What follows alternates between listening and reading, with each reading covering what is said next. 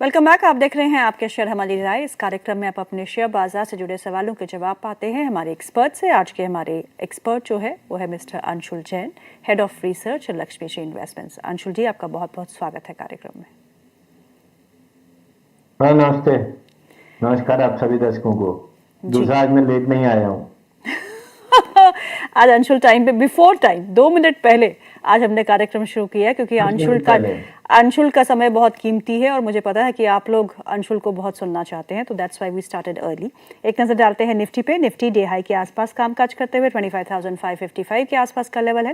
Bank Nifty में काफी अच्छा मोमेंटम है, 450 अंक ऊपर कामकाज करते हुए 60,640 के आसपास का लेवल देखने को मिल रहा है और सेंसेक्स में 250 अंकों के आसपास की मजबूती देखने को मिल रही है। आज मिड कैप निफ्टी थोड़ा बहुत दबाव में है, लेकिन ओवरऑल आज banking space, private banking space में काफ़ी अच्छा मोमेंटम है और HDFC बैंक का लगभग 3% ऊपर कामकाज करते हुए 927.60 के आसपास का स्तर है। और साथ में ही डिविडेंड पेइंग कंपनीज जिसकी हमने बात आज 12 बजे के कार्यक्रम में की थी, तो पावर ग्रिड, कोल इंडिया, NTPC, ONGC जैसे स्टॉक्स में भी आज एक अच्छा मोमेंटम है। अडानी ग्रुप स्टॉक्स में एकाएक मोमेंटम 12 बजे के आसपास आया था, तो वो भी हमने डिस्कस किया था।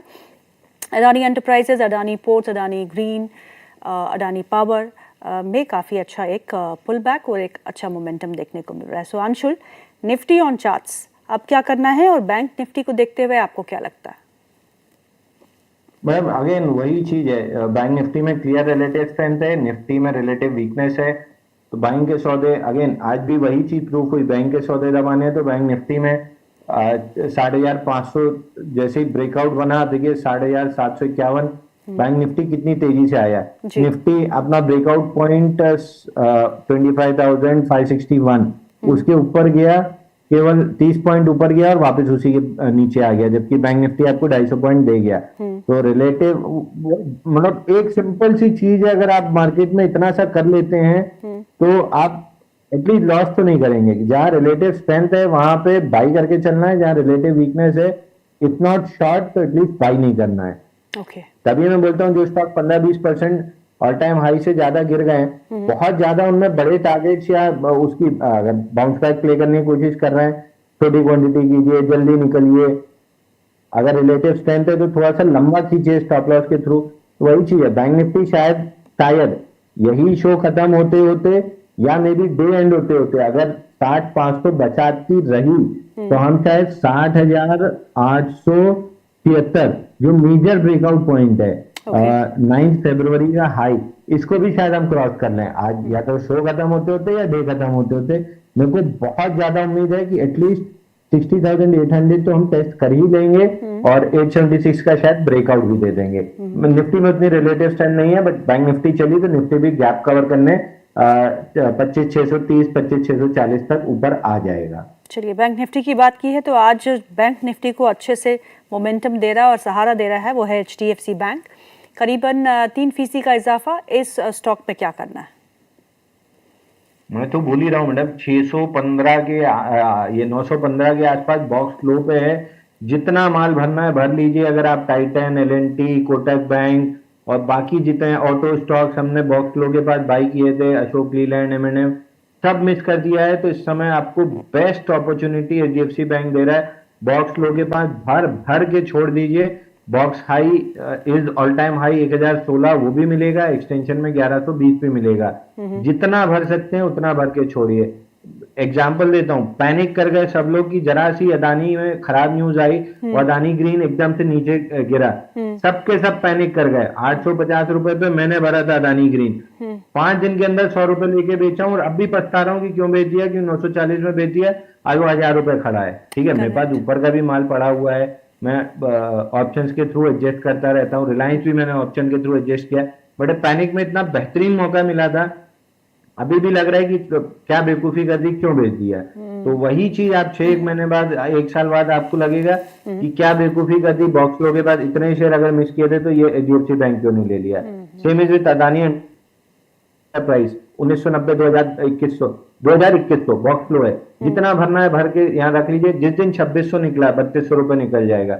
ये 2 शेयर हैं जिनको भर भर के रखना है इस समय। तो 2 शेयर HDFC बैंक, दूसरा अडानी एंटरप्राइजेज जो अंशुल की बॉक्स लो के आसपास है, तो आपको इन दोनों ही स्टॉक्स पे ध्यान देना चाहिए। चलिए अब सवाल जवाब का सिलसिला शुरू करते हैं और हमारे साथ पहले जो हमारे व्यूअर है वो है नरसिलम। वो पूछते हैं, नमस्ते sir, Tata gold silver metal ETF SIP monthly dip में बाय करना लॉन्ग टाइम के लिए ठीक रहेगा? बिल्कुल नहीं रहेगा, बिल्कुल नहीं रहेगा।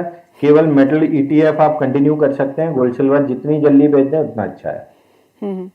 और ETFs को लेके भी कुछ खबर आई है, सेबी शायद टाइटन कर सकती है नॉर्म्स, क्योंकि ETF में जैसे ही इंटरनेशनल मार्केट में हमने फॉल देखा था, एब्रप्ट फॉल, उसका इम्पैक्ट सीधा ETFs पे देखने को मिला था। तो अब वो जैसे लिमिट्स आपके स्टॉक में होते हैं तो वो लिमिट्स लगाने की सोच रहे हैं। इस खबर के बारे में कुछ बताएंगे आप अंशुल?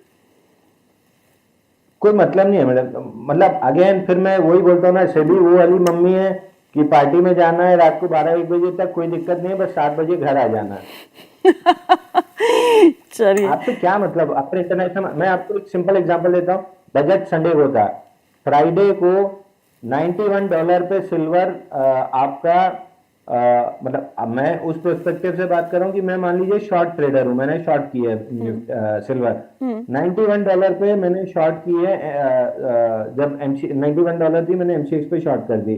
आपने लोअर सर्किट खोला ही नहीं, वहीं पे मार्केट बंद कर दिया। संडे को 16,000 पॉइंट नीचे खुली, चलो ठीक है नीचे खुली, बट MCX पे तो मतलब जहां कॉमेक्स पे लो बनी थी, जहां पे आपने फ्राइडे को लोअर सर्किट नहीं खोला था, वहां से 33,000 रुपए नीचे गई थी कॉमेक्स पे चांदी, और 16,000 रुपए रिकवर होकर बंद हुई थी। तो ये 32,000 शॉर्ट पे जो लॉस गया है, ये कौन देगा? मेरा जो पोटेंशियल मेरी प्रॉफिट गई है, इसके लिए कौन जिम्मेदार है? मतलब इतनी ओवर प्रोटेक्टेड मम्मी अगर आपको बनना है तो बंद ही कर दो ना, मार्केट चला काय के लिए रहे हो? मतलब यूएस मार्केट में स्टॉक्स में, स्मॉल कैप स्टॉक में ब्रेकआउट आता है, 3 दिन में 150% चल जाते हैं। यहाँ पे आप 20-20% के 2 सर्किट लगते हैं, आप 10% कर देते हो, फिर 5 कर देते हो, फिर 2% कर देते हो। तो चला क्यों रहे हो मार्केट? आप एजुकेशन पे फोकस करो, आप मैनिपुलेशन रोकने पे फोकस करो। आप ये हैंड होल्डिंग और स्पून फीडिंग कब तक करते रहोगे? गुस्सा, अंशुल को गुस्सा क्यों आता है? चलिए सुन लिया। बेतुके नियम बना के बैठे हुए हैं। चलिए अगला सवाल लेते हैं। अरे मैडम याद आ गया, मेरे को याद आ गया, जिसमें सबसे ज्यादा मेरी ट्रोलिंग हुई थी। बताइए। एमके ने आज 20 रुपए का टारगेट दिया है, आपके फेवरेट, आपके एकदम आपके वाले फेवरेट ओला पे। हाँ, मैंने 12 बजे के प्रोग्राम में डिस्कस किया था। ओला पे आपकी क्या राय है? ओला पे वही रहा है 10 रुपए। दूसरा अब भी मेरे को ये इंस्टाग्राम स्क्रॉल करते हुए, अरे यार चले गया, इसने टीवीएस ने शायद कोई नई वो लॉन्च की है, ईवी 2 व्हीलर। अब भी यहाँ इंस्टाग्राम में स्क्रॉल करते हुए मेरे को देखा था। मेरे को रुचि के लिए एक नई गाड़ी लेनी है, उसकी पुरानी खराब हो रही थी। हम लोग ईवी सोच ही रहे थे, वो करते करते चला गया। 158 किलोमीटर की कुछ की रेंज है उसकी, 98,000 में शायद लॉन्च कर रहे हैं। आई रिमेम्बर, बेस्ट गाड़ी। अंशुल ने कहा था कि ओला 20 की तरफ जा रहा है, और ओला आ भी गया 20 की तरफ। जो मैं उस समय बोल रहा था, आज मैनेजमेंट ने फाइनली मान लिया कि हमारे पास आदमी नहीं है जो आपकी गाड़ी रिपेयर कर सकते हैं। उस समय भी मैं बोल रहा था, ट्विटर पे कॉमेडियन से लड़ने की जगह आदमी ढूंढो जो आपकी गाड़ी सर्विस कर सके और कस्टमर को दे सके वापस। आदमी 80-90 हजार लाख रुपए लगा के, मिडिल क्लास आदमी गाड़ी नहीं खरीदता है, सपना खरीदता है। तो आप उसकी गाड़ी के साथ नहीं, आप उसके सपने के साथ मजाक कर रहे हो। आपको बद्दुआएं लगेंगी, और आपको बद्दुआएं लगी तो कितना भी आप PR एक्टिविटी कर लो, ये बद्दुआ आपको नहीं जीने देगी। क्योंकि मैंने खरीदी थी, मैंने 1-1.25 साल में पैदल जाता था लोगों के अकाउंट खोलने के लिए। 3 सौदा अवान ऑफशोर में प्रॉफिट मार के मैंने डाउन पेमेंट की थी होंडा एक्टिवा की। आज भी वो गाड़ी नीचे खड़ी है, नहीं चलती है, लेकिन वो गाड़ी बेची नहीं गई। 2006 की गाड़ी आज 2026 हो गया, वो सड़ जाएगी रखे रखे, लेकिन वो मैं बेचने नहीं दूंगा, क्योंकि वो मेरी पहली गाड़ी थी। मैंने 1.5 साल पैदल चल चल के पैसा बचा के उसको खरीदा था। तो मुझे पता है कि मिडिल क्लास आदमी सपना खरीदता है, तो आप उसके सपनों के साथ खेले थे। ये बद्दुआ आपको बहुत लंबा झेलना पड़ेगा। चलिए अगला सवाल लेते हैं। गिरीश का अगला सवाल है, वो पूछते हैं, मैम प्लीज बता दीजिए what to purchase, NMDC, BSE, MCX, which is better to buy? कौन सा स्टॉक खरीदना है, NMDC, BSE, MCX? Depends on time frame. NMDC अगर आपके पास 2-3 साल का समय है तो NMDC बिल्कुल लेके छोड़ दीजिए। अगले माइन मेटल के बुल रन में NMDC will be a big winner. जैसे नेशनल एल्यूमिनियम, वेदांता, हिंडाल्को, इतना समय मैंने रिकमेंड किया था, अब मैं क्लियरली वहां से निकल रहा हूँ। नेक्स्ट राउंड में ये विनर नहीं रहेंगे। नेक्स्ट राउंड में टाटा स्टील विनर रहेगा, एनएमडीसी विनर रहेगा, एनएमडीसी स्टील विनर रहेगा, जीएमडीसी विनर रहेगा। इसके बाद अगर किसी में रिलेटिव स्ट्रेंथ बनी रही तो वो रहेगा। बाकी ये चार में तो बड़ी विनर रहेंगे। 11,000, 10,600 तक पुल बैक लेके मेटल इंडेक्स जब चलेगा 17,000 तक, इन चारों में से कोई भी एक ले लीजिएगा, बेहतरीन पैसा देगा। बीएससी अब मेरे को नहीं लगता, अब या तो कंसोलिडेशन में निकल जाएगा लंबी, या फिर थोड़ा सा पुल बैक देगा 2300 और 2000 की जोन तक। तो तीनों में एनएमडीसी इकलौता है, अगर 2 से 3 साल का आपका टाइम फ्रेम है। शॉर्ट टर्म ट्रेडिंग ढूंढ रहे हैं तो बीएससी ज्यादा अच्छा है। 100 रुपए ऊपर बाउंस बैक आपको दे देगा, वहां पर निकल जाइएगा तो भूल जाइएगा। ओके, तेजेंद्र सिंह जी का सवाल है। मैम मेरा क्वेश्चन ले लीजिए आज please. Juniper hotel versus lemon tree for fresh bye, दोनों में से कौन सा शेयर खरीदना चाहिए? और ये दिसंबर 2026 तक का व्यू है उनका, लगभग 11 महीने का। देखिए, मैं आई वुड प्रेफर, मतलब मेरे हिसाब से दोनों स्टॉक बहुत बेहतरीन है, but in terms of relative strength lemon tree में ज्यादा रिलेटिव स्ट्रेंथ है कंपेयर टू द टू। तो मैं लेमन ट्री प्रेफर करूंगा, बट होटल स्टॉक्स का भी समय नहीं है। और दूसरा, आज ही कोई न्यूज आई है कि ये फ्री ब्रेकफास्ट वाला सिस्टम खत्म कर रहे हैं और वो सब चीजें। मेरे ख्याल से एडिशनल रेवेन्यू तो नहीं मिलेगा, शायद इनका जो वेस्टेज होता है, फूड वेस्टेज, वो थोड़ा सा कम होने की वजह से कुछ इनकी उसमें ऐड हो जाए बॉटम लाइन में तो अलग बात है। बट ये दोधारी तलवार है, ये नेगेटिवली भी इम्पैक्ट कर सकती है, क्योंकि जब आप 5 स्टार या 4 स्टार होटल बुक करते हो, अब ये मान के चलते हो कि सारी चीजें अब तक फ्री रही हैं, तो उसी की वजह से आप प्रीमियम पे करते थे। तो इट कैन, मतलब दोनों तरफ दोधारी तलवार है। चला तो बहुत बेहतरीन, नहीं चला तो नेगेटिवली इम्पैक्ट करेगा। मार्केट ने इसको बहुत नेगेटिवली इम्पैक्ट, मतलब रिएक्शन नहीं दिया, तो मेरे ख्याल से बहुत ज्यादा कुछ नहीं होगा। तो लेमन ट्री ले लीजिए, 2 साल का नजरिया है तो अच्छा पैसा मिल जाएगा। अगला सवाल जो है वो है शोभना शाह का। उनके पास IPC, investment in precision casting के 400 शेयर है। 2400 लेवल कहते हैं बाउंस बैक आएगा क्या? 2770 पे उन्होंने लिए हैं। वो आपसे पूछ रहे हैं कि क्या बाउंस बैक आएगा क्या? इन्वेस्टमेंट इन प्रिसीजन कास्टिंग, आईपीसी। आईपीसी नहीं, ये कुछ और नाम से इन्वेस्टमेंट एंड बीएससी पे है, एनएससी पे नहीं है। आईएनवी PRECQ, बीएससी ओनली, 555 करोड़ का मार्केट कैप है। पैटर्न ठीक है। एवरेज वॉल्यूम मैडम 4,000 शेयर का है, 4,200 शेयर का एवरेज वॉल्यूम है।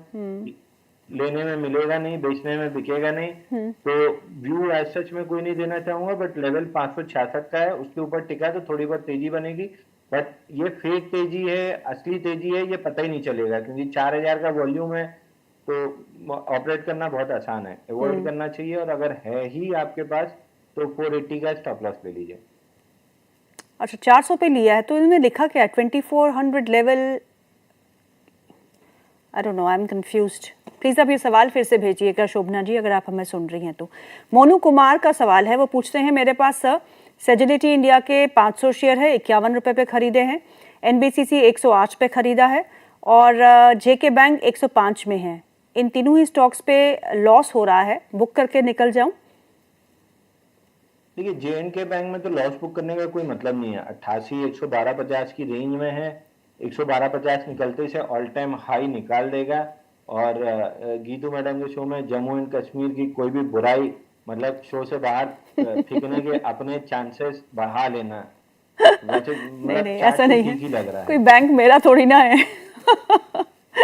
कश्मीर से तो आप हैं, तो कश्मीर की बुराई कैसे सुन लेंगे?